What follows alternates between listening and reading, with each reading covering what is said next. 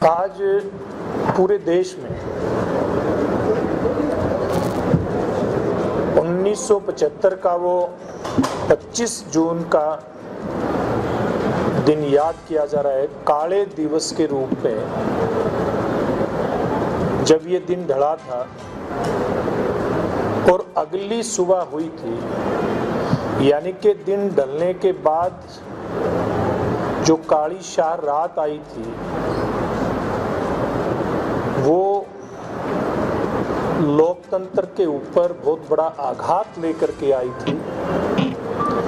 उस समय की प्रधानमंत्री श्रीमती इंदिरा गांधी,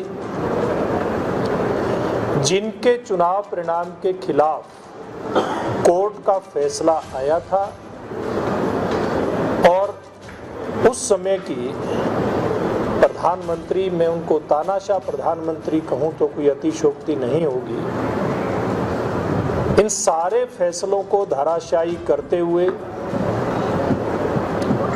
अपनी मनमर्जी इस दुनिया के सबसे बड़े लोकतंत्र के अंदर चले,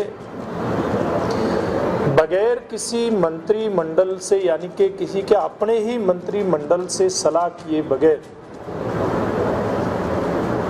उस काली रात को देश के अंदर आपातकाल थोपती थी। जो लोग लोकतांत्रिक व्यवस्थाओं को मजबूत करने का प्रयास कर रहे थे, चाहे उसमें भारतीय जनसंघ के नेता थे या संघ के समसेवक, वो समाज के लिए उस समय काम करते थे। देश के हजारों हजार राजनेताओं को उनकी आवाज दबाने के लिए, ताकि कोई इंदिरा गांधी जी ने जो लोकतंत्र की हत्या की थी उसके खिलाफ कोई आवाज बुलंद ना करे, उनको जेलों में ठूंस दिया था, लोकतंत्र को तार-तार करने का काम किया था। आज उस काले शाह दिन को, उस रात को याद करने के लिए पूरे हरियाणा प्रदेश में इसी प्रकार से सब जिला मुख्यालय जो भारतीय जनता पार्टी के कार्यालय हैं, वहाँ पर लोकतंत्र के जो प्रहरी थे, लोकतंत्र के जो सेनानी थे, जिन्होंने लोकतंत्र को बचाने में उस समय अपनी महत्वपूर्ण भूमिका अदा की थी। और एनडीए से लोकतंत्र को खतरा है, संविधान को खतरा है, तो बड़ी पीड़ा भी होती है, बड़ा दुख भी होता है, बड़ी तकलीफ भी होती है और बड़ी हंसी भी आती है कि आज के दिन ही जिस पार्टी ने, जिसके नेतृत्व ने लोकतांत्रिक व्यवस्था को तार-तार करने का काम किया था, संविधान को जिसने, उस पीढ़ी ने तो कुचलने का काम किया ही था। हमने ये भी देखा पिछले कार्यकाल के अंदर कैसे जब कांग्रेस पार्टी की सरकार 2004 और 14 के बीच में देश में थी, देश के कानून पास किए हुए कागजों को उसी श्रीमती इंदिरा गांधी के पुत्र राहुल गांधी ने लोकसभा के अंदर फाड़ करके और फेंकने का काम किया था। यानी कि ऐसे अनेकों उदाहरण हैं कि इन्होंने लोकतांत्रिक व्यवस्था को तार-तार किया है। तो मैं आपके माध्यम से आग्रह करना चाहूँगा हमारी वर्तमान की पीढ़ी से कि इन सब बातों का ध्यान करते हुए, और जैसे ये लोग लोकतंत्र को कमजोर भी करते हैं और फिर लोगों को धोखा देने का काम भी करते हैं, इनके इन प्रपंचों को समझें और जो सच्चे अर्थों में भारत की मजबूती के लिए, भारतीय संविधान की मजबूती के लिए लोग काम करते हैं,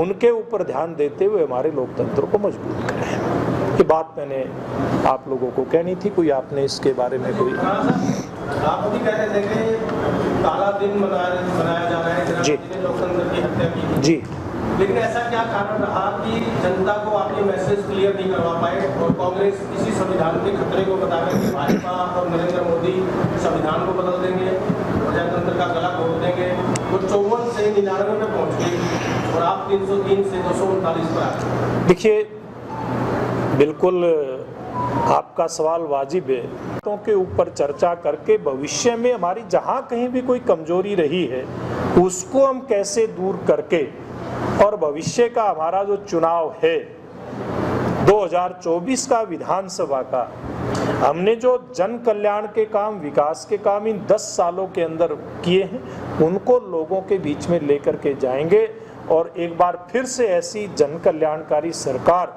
हरियाणा को तेज गति के साथ विकास के रास्ते पर लेकर के जाने वाली सरकार बने।